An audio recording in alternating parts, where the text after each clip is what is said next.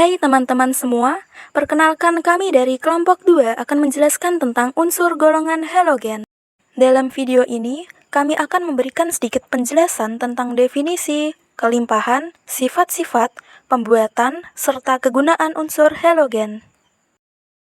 Apa sih itu halogen?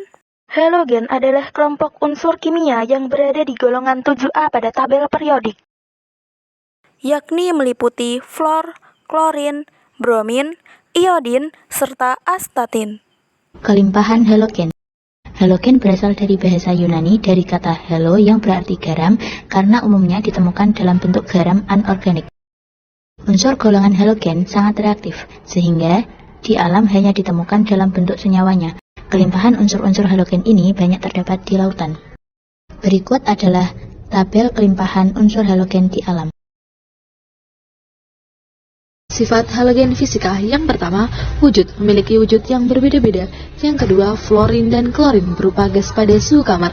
Yang ketiga, bromin berupa zat cair yang mudah menguap. Yang keempat, iodin berupa zat padat yang mudah menyublim. Yang kelima, astatin berupa benda padat dan mengandung daya radioaktif.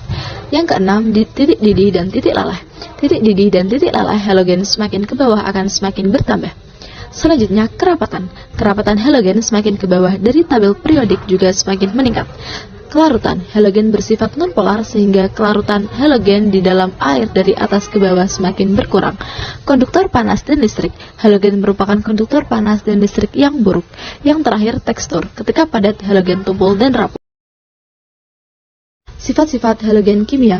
Yang pertama, reaktif. Unsur non-logam yang sangat reaktif terutama dengan logam alkali dan algali tanah. Yang kedua, elektronegativitas tinggi, memiliki nilai elektronegativitas yang tinggi. Ketiga, membentuk anion negatif.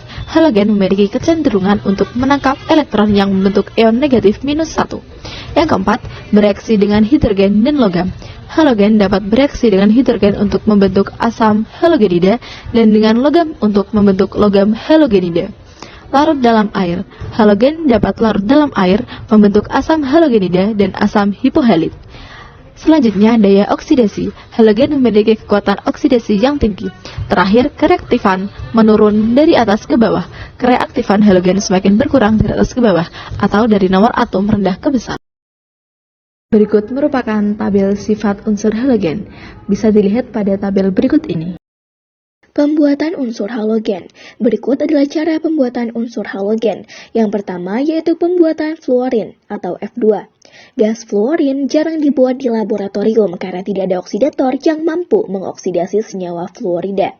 Hal ini disebabkan karena fluorin mempunyai daya oksidasi yang tinggi dibandingkan dengan halogen yang lain. Fluorin diperoleh melalui proses elektrolisis garam hidrogen fluorida. KHF2 dilarutkan dalam HF cair, kemudian ditambahkan LiF sebesar 3% agar suhu turun sampai kurang lebih 100 derajat Celcius. Elektrolisis dilakukan pada tempat terbuat dari baja, di mana sebagai katode baja dan sebagai anoda karbon yaitu grafit. Contoh reaksinya yaitu KHF2 menjadi K++ HF2-. HF2- menjadi H++ 2F-. Katodenya yaitu 2H+, plus 2 elektron menjadi H2. Anodanya yaitu 2F- menjadi F2 plus 2 elektron. Yang kedua yaitu pembuatan klorin atau Cl2. Secara komersial, klorin dihasilkan dari elektrolisis leburan NaCl, yaitu menggunakan proses Dawn. Elektrolisis leburan, yaitu katode atau besi, yaitu Na+, plus elektron menjadi Na. Anoda, karbon, 2Cl- menjadi Cl2 plus 2 elektron. Pada proses di atas, sebelum NaCl dicairkan, NaCl dicampurkan dengan sedikit NaF agar titik lebur turun dari 800 derajat Celcius menjadi 600 derajat Celcius. Yang ketiga yaitu pembuatan bromin atau Br2. Secara komersial, bromin dipisahkan dari senyawanya dengan cara mengalirkan gas klorin ke dalam larutan induk yang berasal dari air laut. Air laut merupakan sumber utama bromin. Setiap 1 meter kubik air laut terdapat 3 kilo bromin. Cl plus 2 Br- menjadi 2 Cl- plus Br2. Yang perlu diperhatikan, Br2 dalam air dapat mengalami hidrolisis, yaitu Br2 plus H2O menjadi 2H plus Br- plus BrO-. Namun, reaksi hidrolisis dapat dicegah dengan cara menambahkan H2SO4 pada air laut hingga pH-nya 3,5. Setelah pH air laut 3,5, baru dialiri gas Cl2 dan udara. Gas Br2 yang diperoleh dimurnikan dari Cl2 dengan cara destilasi. Yang keempat yaitu pembuatan iodin atau I2. Iodium dapat dibuat secara reduksi ion ioda dengan mengalirkan natrium hidrogen sulfit ke dalam garam cili atau NaIO3. Berikut adalah contoh proses pembuatan iodin. Reduksi IO3- plus 6H plus 5 elektron menjadi setengah I2 plus 3H2O. Oksidasinya yaitu HSO3- plus H2O menjadi HSO4- plus 2H plus 2 elektron. Reduksinya dikali 2 dan oksidasinya dikalikan 5. Iodium dapat juga dihasilkan dari ganggang laut yang mengandung Ki dikeringkan. Abu dari ganggang laut dicampur dengan air panas dan disaring. Larutan yang terjadi diuapkan sementara zat-zat yang kurang larut mengkristal. Sisa larutan kemudian dialiri gas Cl2, yaitu 2Kl plus Cl2 menjadi 2KCl plus I2. Dan yang terakhir, yaitu pembuatan astatin atau AT. Astatin diperoleh dari penembakan Bi dengan partikel alfa, yaitu He. Astatin bersifat radioaktif dan mempunyai waktu paruh pendek sebesar 8,1 jam. Kegunaan halogen. Unsur fluorin. 1. Freon digunakan sebagai pendingin. 2. Polimer CF2CF2 atau teflon digunakan sebagai anti lengket.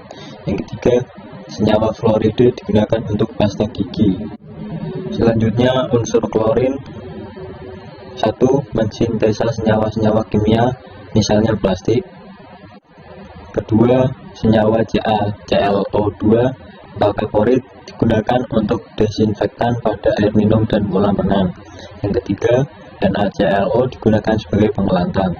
Yang keempat, garam dapur NaCl sebagai cairan infus, mensintesis soda api, soda kue, soda abu, dan berbagai senyawa lainnya. Yang kelima, KCl digunakan untuk campuran dalam pestisida. Yang terakhir, DDT untuk insektisida. Selanjutnya ada unsur bromin. 1. Digunakan untuk sintesis senyawa-senyawa karbon. 2. AgBr digunakan dalam sinar X.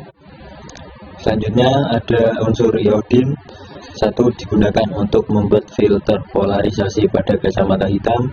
2. Dilarutkan dalam alkohol berguna untuk antiseptik. 3. NaL, NaLO3, Kl, dan KLO3 untuk membuat garam beriodium mencegah penyakit gondok.